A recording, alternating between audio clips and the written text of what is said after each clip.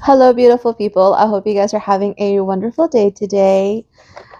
Join us today at So It Seems Tailoring with our co-host Andrea Marie Hi. and yours truly, Karma. Um, we do have a voice guest, Isabel. Okay, you heard her cute giggle, didn't you? Lovely. She is the beast behind all the formal. Today's title is Eat the Frog First. And it's such a unique title. You're probably wondering, like, what's frog got to do with tailoring? A lot, actually. Andrea, if you wouldn't mind, could we start off with you? Telling you about what the frog is. Yes. So, Eat the Frog First is just something that my dad has always said about approaching difficult things. So, we're really talking about like how do we approach difficult projects or projects that are kind of overwhelming or intimidating to us. And how do we stay like motivated? How do we get it done? Other than the fact that we have a deadline, like that's kind of an inherent way of motivating ourselves is that, okay, it's due tomorrow. We've got to get this done. But like, how else? Or what do you do if you don't necessarily have a deadline? Because honestly, like I don't love to run a business that you always feel frantic. Or you're always at the deadline. I really love to do things ahead of time when possible so that it's not an urgent matter all the time, because that just isn't healthy and can also stress out the customer. So like, how do you stay ahead? How do you stay motivated? And it's a conversation that I kind of had with my dad when I first started this business was, ugh, Dad, I feel overwhelmed at this huge rack full of clothing. How do I just stay with it? How do I approach this? How do I break it down into palatable pieces? And he said, his advice was, and he's not a tailor, he's actually a chiropractor, so totally different business, but he also is one that really does big projects and has always stayed on top of them in various other ways. He's a farmer, he has a huge role at the church that he attends, etc. And his advice is eat the frog first, meaning the frog is the ugly or distasteful project, and sometimes maybe the big project. If you arrive at work in the morning, what's the thing that you're dreading the most, and attack that or eat that first so you can enjoy the good tasting stuff, the dessert, all of that later, and it makes it all feel easier to approach. So that's what Eat the Frog First is. Do the bigger, yuckier project to just get it out of the way, get it off the plate. Does that answer your question? It does. Awesome. That sounds like Dad is a very wise, smart man. It really does work. It really, like on the days that I do it, sometimes I just dread a project way too much and I don't listen to my dad, but on the days that I do it, it does go smoother. So it sounds like this is something that you could use with more than just tailoring, more than just chiropractics. Definitely. Okay. Well, other than eating the frog first, do you have your own ways, a method of either getting yourself motivated or keeping yourself motivated? That's a good question too. Eating the frog first really helps. But kind of in the same vein, I think that just starting something, just begin it, also helps kind of get over the intimidating part of something. So to think of a project as just the first step instead of the scope of the project, and then you get started. The rest comes later. Don't even worry about the rest of it yet. Just think of it as the first step. Sit yourself down and just start it. And that really, really helps. How about you? Is there anything that helps you kind of get over those humps, so to speak? Wow. I've had dreadful and long projects that I've needed to start. Yeah. And it's very similar to what you're saying, like eat the frog first, but my saying is I bite the bullet, where I literally just stop everything and I focus on just one project and finish that up from start to finish. Sometimes it does consist of me breaking a project down in multiple steps to help, but I must agree with you when you say, just starting is sometimes the hardest part of it all, and what I found is instead of me focusing on the due date, I focus on my start day. What day do I need to start this project? And sometimes it consists of me adding 15, 20 minutes to it, every so day. It tends to break it up nicely, especially when it's a really big project. Okay.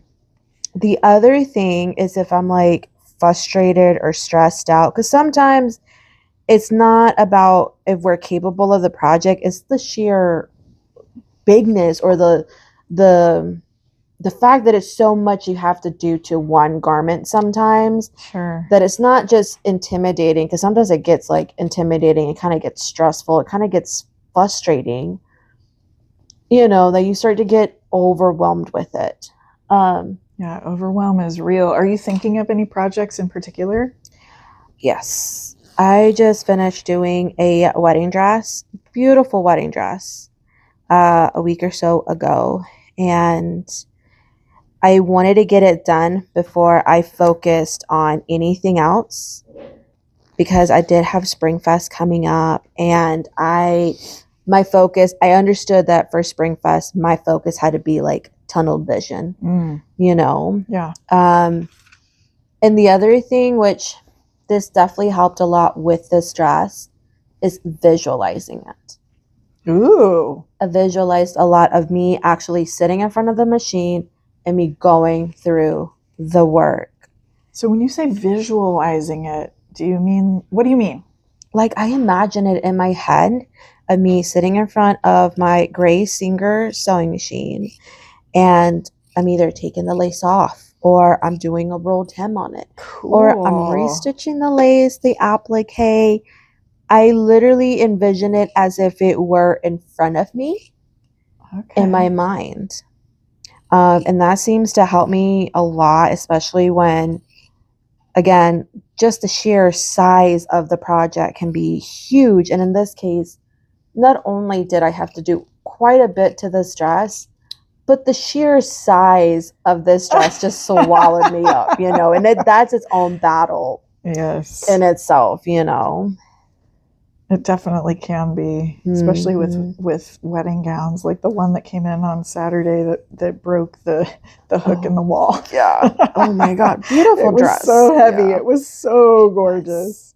It has to be minimally over 20 pounds. I think so. We need a scale in here. Yeah, so we do. We do. Guys, it was a beautiful ball gown. It's funny because her dress took up the whole rug space in the fitting area.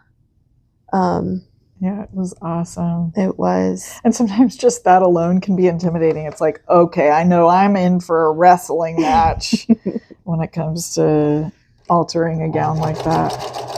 Yes. It can be a variety of things that can be intimidating or overwhelming, right? It's just sometimes an emotional experience, an emotional reaction to whatever it is.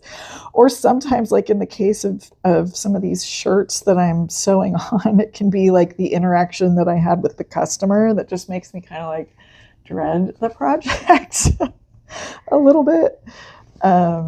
It's kind of funny that way, but that's a really good example, especially when you're doing a wedding gown. Because what steps did you have to go through? You had to do the hem. You had to take it in.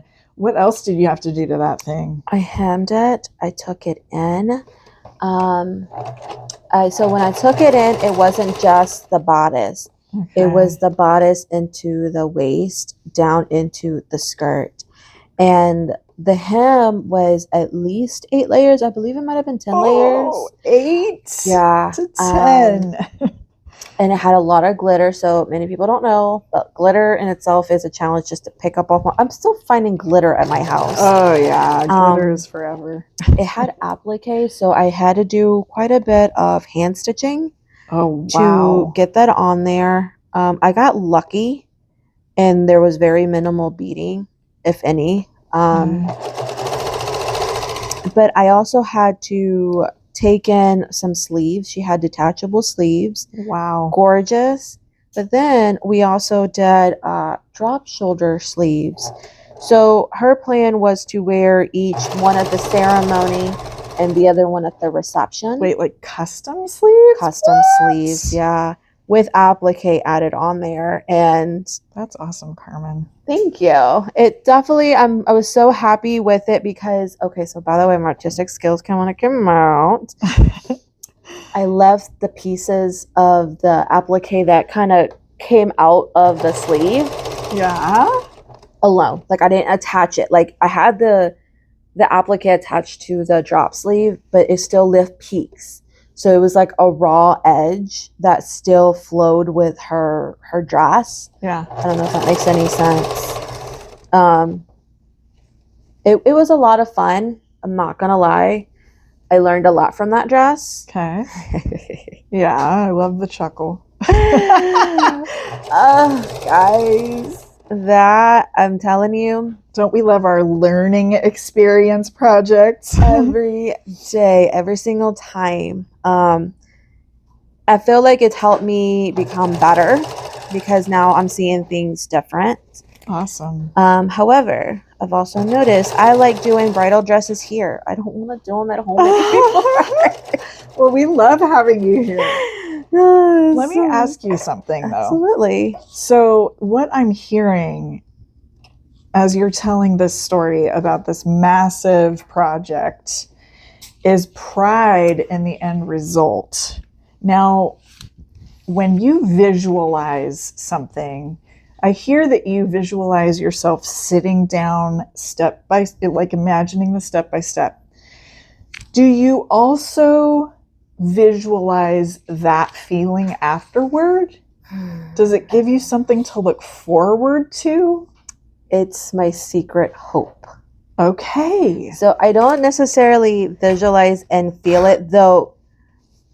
Just on a side note, I have done that with different projects that are been custom as far as like what I've been designing, but not on like customer clothing per se. Okay. And the reason being is I'm always hoping that the customer is going to love it, but I don't want to have like, I don't want to get my hopes up and be like, oh my God, this is amazing. She's going to love it. And then she comes in and then I have to do either a small adjustment or she doesn't like it, you know? Sure. So that's why I don't visualize it with that end result. Okay. But on other things, I do. I will say I do. I'm trying to think of an example as I'm sitting here. Yeah, I as you're thinking of an example, I definitely think I visualize how I'm going to feel after it's done. Especially if I'm midway through the project, I think I visualize the relief afterward, and that keeps me trucking. Sometimes it's like, okay, this is going to be amazing when it's done. I need to have faith in myself that this is going to work out. I do kind of self-talk, and I do, I think I hope as well. Like that's a good word for it. There's like this hope / visualization that keeps me going so that it doesn't beat me down. Because I like that black dress that I worked on last week. That was kind of all the things. It was kind of like a redesign because I was taking up the shoulders. I was hemming it. It had several layers. 2 of them had horsehair braid. But I was also, because I was taking up the shoulders by like 1 inch and 5/8, which is to take it in total 3¼ inches, I had to redo the back of the neckline entirely. I had to shorten the zipper, and it was one thing leading to another, and it was like a drag. It was like, took me 2 days. And so I had to because it took me 2 days, it wasn't like I could do it all in one sitting. So really I had to like get up the gumption every single time I sat down to do it. And it was a lot of self-talk and a lot of visualizing. Okay, but it's going to be great. It's going to work out. And it sounds like you were not only reassuring yourself of the process, but you are also giving yourself that visualization that this is going to be great. Yeah, I think that's really effective. And I really love that you mentioned it. And I am curious if you thought of an example. Actually, I have. And it would have to be a lot of Eve stuff that I've designed for her. Example, like the very first one with all the beading. I visualized it and visualized it and visualized it. And ultimately, it's funny enough, but my visualization was not as accurate as it came out to be, how I depicted it originally. And I think that's a fun part of fashion design sometimes, where you get to play around and be creative with it.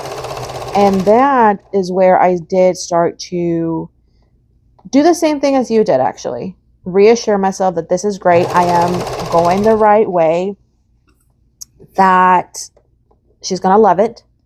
And this is going to shine like a diamond with all the beading, because it was a lot of hand stitching. And sorry about that. Nope, you're fine.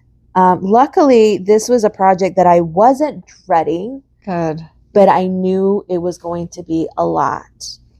And the hardest part of it was starting it. If I remember correctly too, Carmen, you also sketched it at the beginning. Is that kind of part of visualizing sometimes, especially like when you're designing something? Sometimes it is. Sometimes you sketch it out just to get an idea of what it is that you kind of want to do. Of course, with anything, it evolves to something different, Yeah. And I'm kind of glad that it evolved the way that it did. I feel like it has so much character. It displays just different sides to the art, Cool. Sounds like it kind of surprised you. It did. Actually, it really did. I was surprised, one, because I'm not going to lie, I love the fact that you're like, oh, I have faith in myself. I was just like, oh my God, I'm not going to lie. At first, I was so negative. I was like, this is not going to be look good. Am I crazy? Is she going to love it? And then as I actually committed to it and did it, and midway through, I was like, this is going to be great. She's going to love this. She is going to love this. And little did I know, she actually loved it. So awesome. Those little moments along the way are golden too, because they kind of propel you forward. Mm-hmm. And also too, to add to it, like you were saying, sometimes you kind of dread it because of the interaction that you may have with the customer yes. or the person, and that can add to it for sure. It can. It absolutely can. It can make a project what would take you, 3-4 hours to do. It could literally lengthen it to be half a day. It really longer. Can. And it's not because we want it to be that way. It's literally the fact that like you look at it and you're like, oh my God, like all the emotions kind of come back with it from that situation or that moment, I agree. It can really weight you down sometimes. And I think there's also power, and maybe this is another tip. There's power in putting words to that and acknowledging that. Hey, I am really feeling a certain way about this project. Why am I, ask yourself those things, maybe talk about it with somebody, and it can help get you over that little, I don't know, roadblock mentally.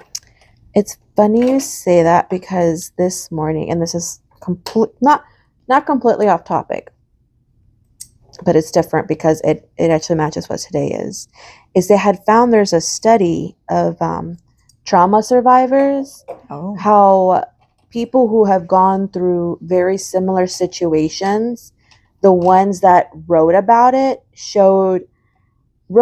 slash talked about it, showed high improvement of immune system, of cognitive function. It lowered their stress levels because they actually had an out to put words to those emotions, like you were saying. That's a powerful thing. I mean, I think a lot of therapists try to do that for people, right? Yes. So just acknowledging those feelings that sometimes grab us. And I know if you guys know, if you beautiful people are people that sew for others, you have those interactions sometimes that are maybe less than ideal, or just there's friction somehow, even if it's not directly with the person, but it's with the fit, and they want it a certain way, and you're trying so hard, and you can just sometimes have those emotions hold you back from the project. Or maybe it's just me. I don't know. But it's really great to acknowledge that. It really helped me this morning, actually, with just starting this guy's shirts and talking through those interactions with you, actually, Carmen. So thank you for being here, and thank you for letting me kind of talk through that. Sometimes it's just wrapping those feelings in words, and then you can just let them float away. Yes. Well, absolutely. I'm always going to be here.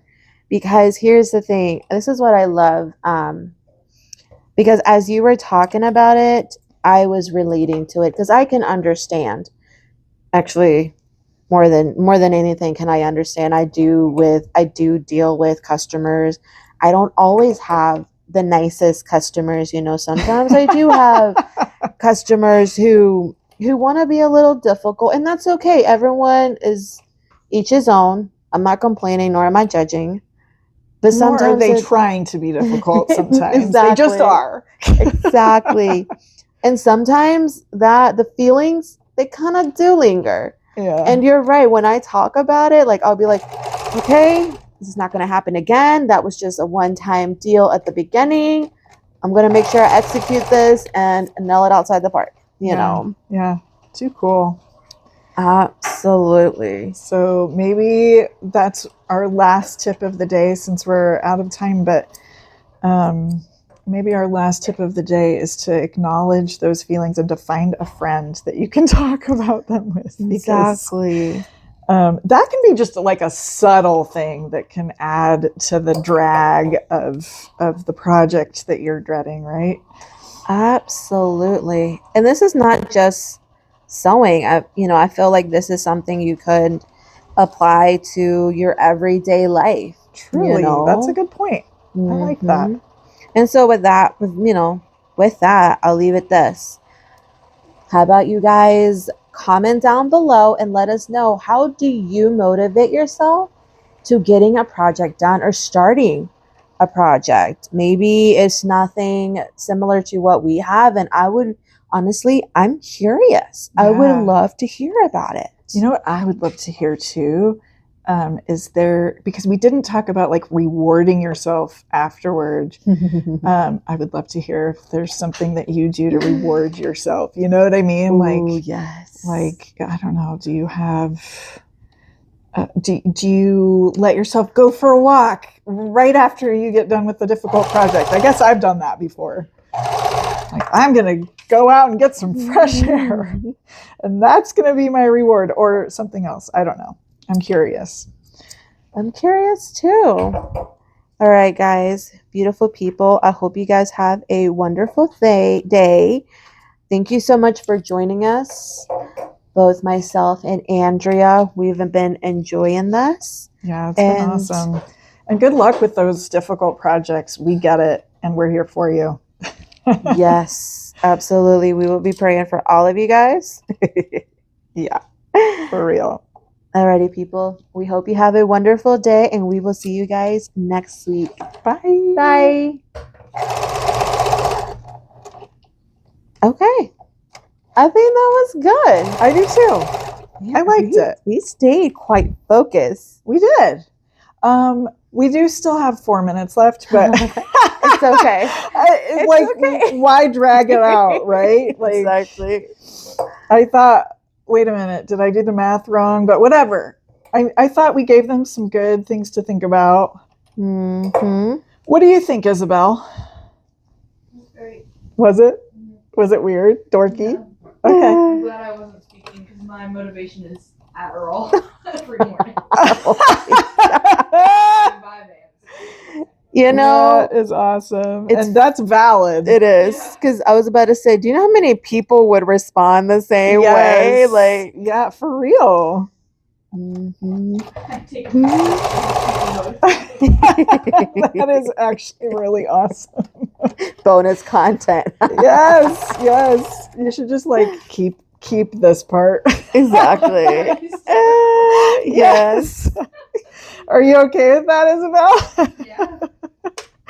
That would actually be really fun. Post-credit scene. Exactly. That is amazing. Oh, People love post-credit scenes. You should totally do that. They do. They love the bloopers. They love the raw. Yes. I love it. Awesome. Okay. Go team. Go team. Okay.